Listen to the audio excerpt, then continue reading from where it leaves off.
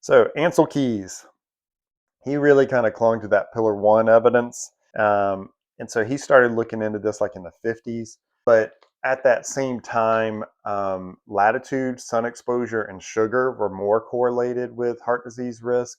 Um, and so then he published a 6 country study, and I can't remember all the countries that were in there. You know, U.S., England, Wales, Australia. I remember a few, and I mean, it showed this nice curve that as you increase dietary fat and stuff, then the rates of heart disease went up. And so, I mean, that's very compelling evidence. However, there were 16 other countries too that were looked at, and when you add those in on that graph, you can't draw any line. It's just a scatter graph. You got points here, here, here, here, here. They're just all over. It doesn't, there's no meaningful way to say like it has any correlation there. So that should have kind of already stopped us moving down that path, but it didn't. Oh, and it should be noted that he got kind of ridiculed for this. He did I think, a presentation or a meeting with the WHO. They didn't like it, and then a paper was published in, let me see, the New York State Journal of Medicine. I don't know anything about it. I'm not saying it's the most prestigious journal, but they kind of show that that information really doesn't make sense, especially when you consider all those other countries.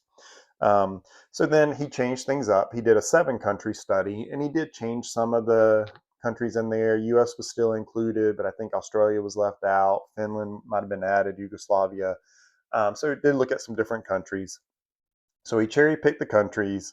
It included 12,700 men. There were no women, and it only sampled a percentage of their dietary info.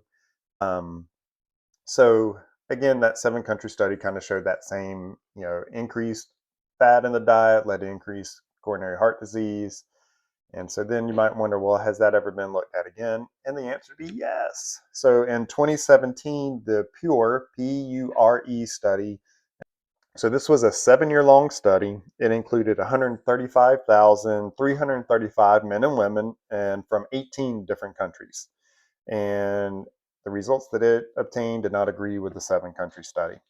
So, in general, it found that there was no association with overall fat intake or saturated fat and coronary heart disease or stroke or mortality in general. Sorry, not stroke, mortality in general. And it did actually show that higher saturated fat intake had some benefits, like lower stroke rates.